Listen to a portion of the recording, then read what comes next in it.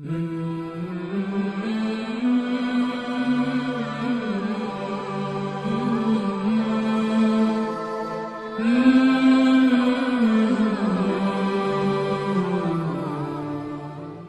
حضرت عزیر علیہ السلام کا واقعہ ہے جو بنی اسرائیل کے ایک نبی ہیں۔ واقعے کی تفصیل یہ ہے کہ جب بنی اسرائیل کی بدعمالیاں بہت زیادہ بڑھ گئی تو ان پر خدا کی طرف سے یہ عذاب آیا کہ بخت نصر قابلی کا ایک کافر بادشاہ نے بہت بڑی فوج کے ساتھ بیت المقدس پر حملہ کر دیا اور شہر کے 1,00,000 باشندوں کو قتل کر دیا اور 1,00,000 کو ملک شام میں ادھر ادھر بکھیر کر آباد کر دیا اور 1,00,000 کو گرفتار کر کے لونڈی غلام بنا لیا۔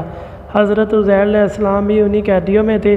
اس کے بعد کافر بادشاہ نے پورے شہر بیت المقدس کو توڑ پھاڑ کر مسمار کر دیا اور بالکل ویران بنا ڈالا۔ بخت نصر کون تھا؟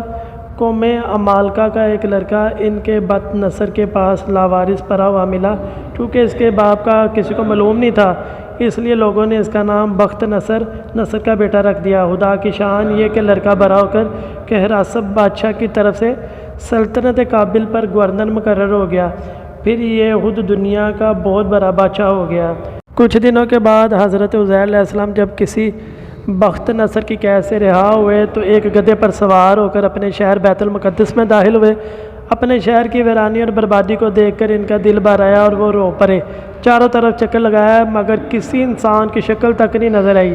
ہاں یہ دیکھا کہ وہاں کے درختوں پر خوب زیادہ پھل آئے ہیں جو پک کر تیار ہو چکے ہیں مگر کوئی ان پھلوں کو توڑنے والا نہیں ہے۔ یہ منظر دیکھ کر نہایت ہی حسرت اور افسوس کے ساتھ بے اختیار آپ کی زبان مبارک سے یہ جملہ نکل پڑا کہ اس شہر کی ایسی بربادی اور ویرانی کے بعد بھلا کس طرح اللہ تعالیٰ پھر اس کو بات کرے گا۔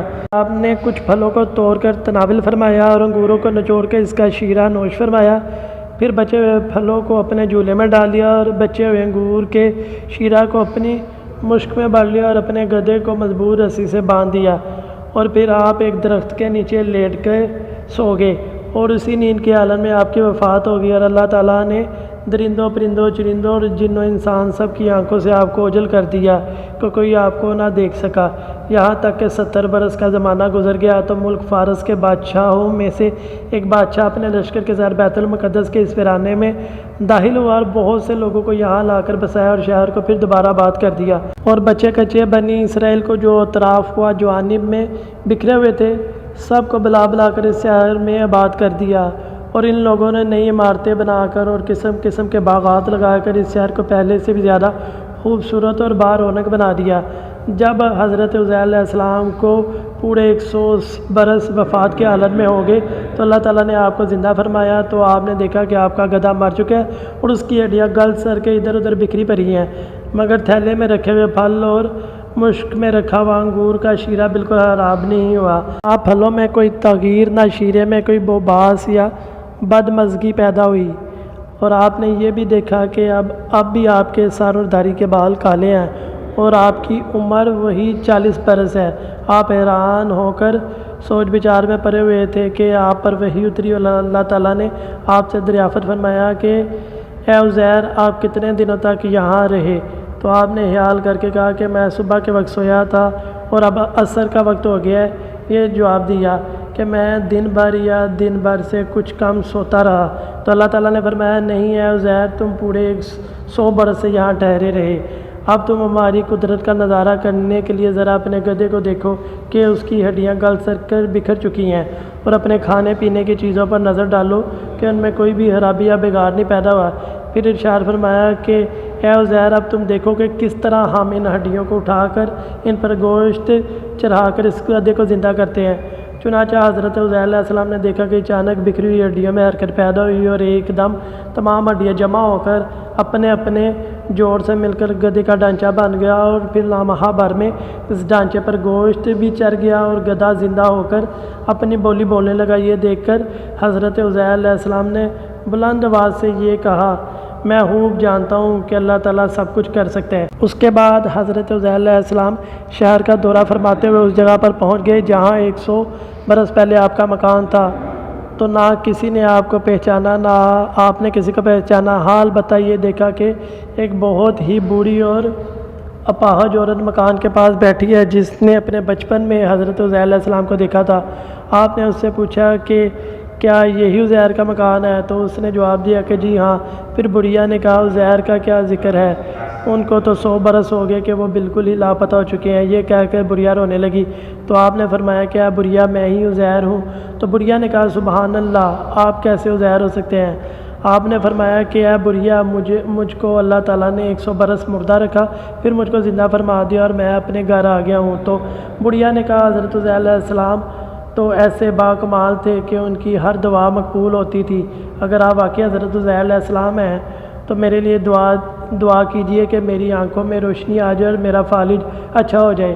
حضرت عزیر علیہ السلام نے دعا کر دی تو بڑھیا کی آنکھیں ٹھیک ہو گئی اور اس کا فالج بھی اچھا ہو گیا۔ تو پھر اس نے غور سے آپ کو دیکھا تو پہچانے اور بول اٹھی کہ میں شہادت دیتی ہوں کہ آپ یقیناً حضرت عزیر علیہ السلام ہی ہیں۔ پھر وہ بڑھیا آپ کو لے کر بنی اسرائیل کے محلہ میں گئی۔ اتفاق سے وہ سب لوگ ایک ہی مجلس میں جمع تھے اور اسی مجلس میں آپ کا لڑکا بھی موجود تھا جو 118 برس کا ہو چکا تھا، اور آپ کے چند پوتے بھی تھے جو سب بوڑھے ہو چکے تھے۔ بڑھیا نے مجلس میں شہادت دی اور اعلان کیا کہ اے لوگوں، بلا شبہ یہ عزیر علیہ السلام ہی ہے، مگر کسی نے بڑھیا کی بات کو صحیح نہیں مانا۔ اتنے میں ان کے لڑکے نے کہا کہ میرے باپ کے دونوں کندھوں کے درمیان ایک کالے رنگ کا مسا تھا جو بالکل چاند کی شکل کا تھا۔ چنانچہ آپ نے اپنا کرتا اتار کے دکھایا تو وہ موجود تھا۔ پھر لوگوں نے کہا کہ حضرت عزیر کو تو توریت زبانی یاد تھی، اگر آپ عزیر ہیں تو زبانی توریت پڑھ کر سنائیے۔ آپ نے بغیر کسی جھجک کے فوراً پوری توریت پڑھ کر سنا دی۔ بخت نصر بادشاہ نے بیت المقدس کو تباہ کرتے وقت 40,000 توریت کے عالموں کو چن چن کے قتل کر دیا تھا، اور توریت کی کوئی بھی جلد اس نے زمین پر باقی نہیں چھوڑی تھی۔ اب یہ سوال پیدا ہوا کہ حضرت عزیر نے توریت پڑھی ہے یا نہیں؟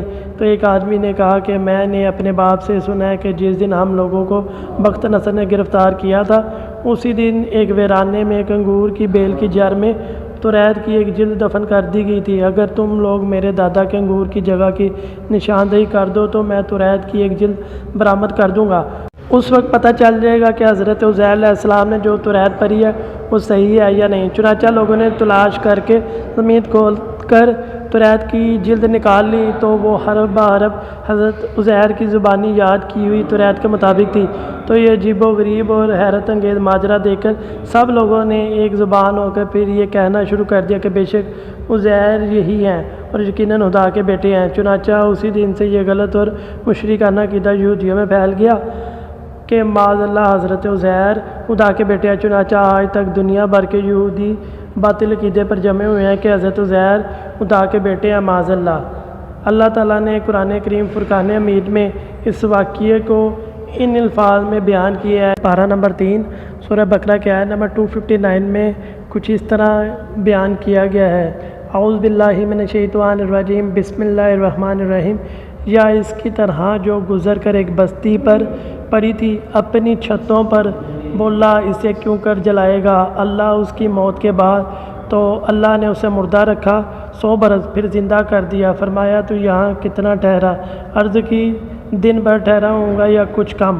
فرمایا نہیں، بلکہ تجھے 100 برس گزر گئے اور اپنے کھانے اور پانی کو دیکھ کر اب تک بو نہ لایا، اور اپنے گدھے کو دیکھ کر جس کی ہڈیاں تک سلامت نہ رہی، اور یہ اس لیے کہ تجھے ہم لوگوں کے واسطے نشانی کریں، اور ان ہڈیوں کو دیکھ کر کیونکہ ہم انہیں اٹھان دیتے ہیں پھر انہیں گوشت پہناتے ہیں۔ جب یہ معاملہ اس پر ظاہر ہو گیا تو بولا میں خوب جانتا ہوں کہ اللہ سب کچھ کر سکتا ہے۔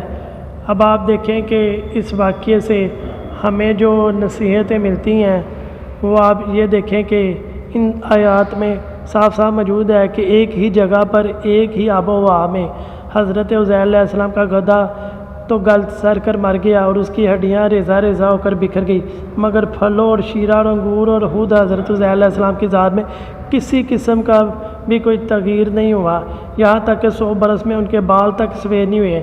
اس سے ثابت ہوا کہ ایک ہی قبرستان کے اندر ایک ہی آب و ہوا میں اگر بعض مردوں کی لاشیں گل سر کر فنا بھی ہو جائیں اور بعض بزرگوں کی لاشیں سلامت رہ سکتی ہیں اور ان کے کفن بھی میلے نہیں ہو سکتے، بلکہ بار بار ایسا ہوا ہے۔